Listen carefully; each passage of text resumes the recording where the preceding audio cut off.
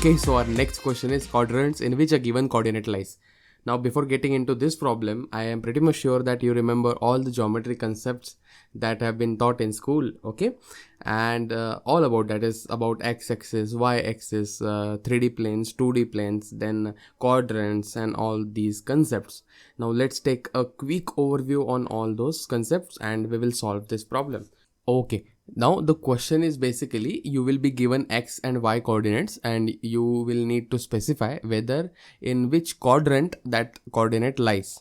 Okay, so let's take an example of graph. So basically quadrants is nothing but the sections, the four sections which get created, x-axis and y-axis are intersected, okay, on any plane, on any Cartesian plane. So let's say this is my x-axis, so let's make it. Okay, so this is my x-axis and this is my y-axis. Okay, now the intersection point will be 0. Intersection point will be 0. So this is my x-axis, this is my x-axis and this is my y-axis. Okay, now when we talk about numbers also, so the number line actually is also represented using the x-axis. So 0 always lies here, and after this the positive numbering starts. So all the positive numbers will be coming up here. So 1, 2, 3 and it goes up to infinity. So when you see any graph that is there in this planet, the positive numbers will be always on this right hand side. Okay, on left hand side all the numbers, the negative numbers will be there. So -1, -2, -3. Okay, and depending on the requirement the numbers will be written there. -4, let's take up to 5 and -5. Cool. Now for y-axis all the numbers basically that are above the x-axis are positive and below the x-axis are negative. So when we talk about this current plane, current graph, the positive numbers will be +1, +2, +3. I am not writing +1, +2 because it is very obvious. +3, +4, and all the numbers below y-axis, all the numbers below x-axis are negative. So -1, then we have -2, then we have -3 and it goes up to infinity. Okay, they all goes up to infinity depending on the requirement, because a plane is an infinite plane. Now this is what the four quadrants are. So this is my first quadrant, this is my first quadrant, this is my second quadrant. Okay, this is my first quadrant, this is my second quadrant, this is my third quadrant and this is my fourth quadrant. Okay, now let's get back to the question.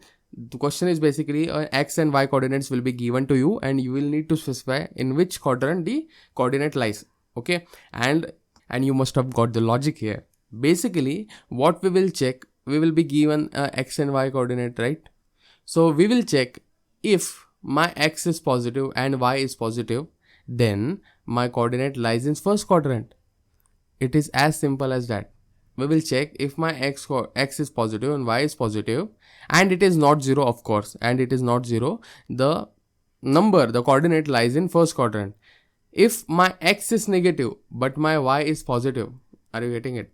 If my x is negative and y is positive, so the coordinate lies in second quadrant. Similarly, it goes for third and fourth also. Okay, so if my y is negative and x is negative, it goes in 3. If my x is positive but my y is negative, so it goes into the fourth quadrant. It lies into fourth quadrant. We will have extra one condition. We will check for the intersection point. If x and y are both 0, then it's an intersection point. Let's keep them here and let's write the pseudocode directly. So what we can do, we will be given two numbers initially. So x equal to, let's say 2 and y equal to -2.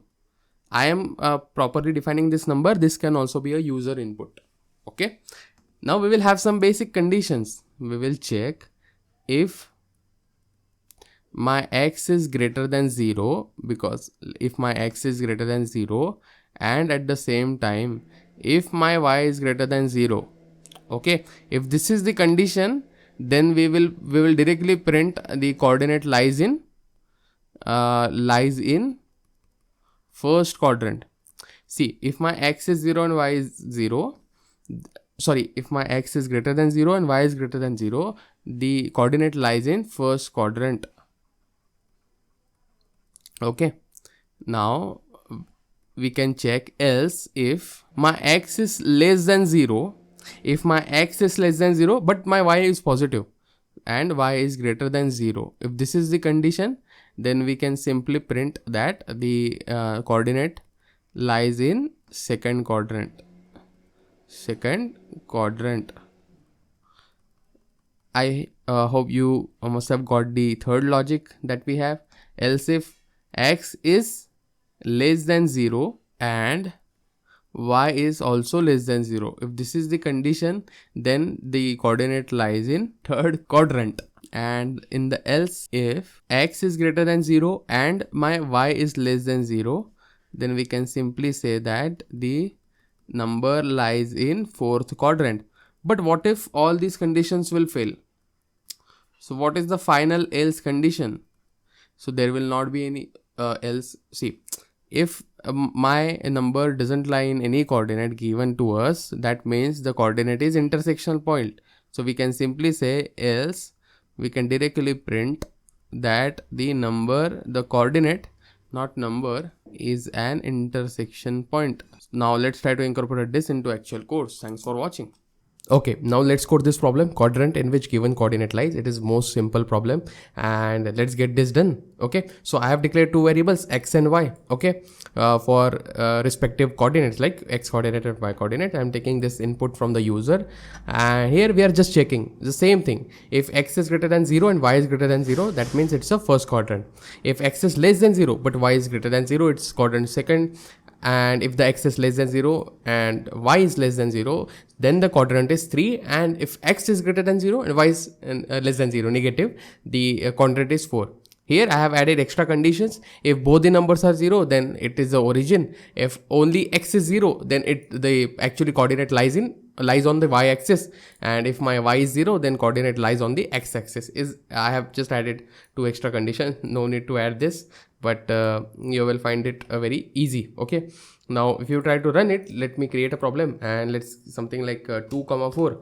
It lies in the first quadrant. It will give something like it lies in the first quadrant. If you give something like -1 and 4, it will give something like the second quadrant. Okay, now let's give something like 0, 0, the origin. Okay, so it's working perfectly. Now it's your time to do the code. Thanks for watching the video.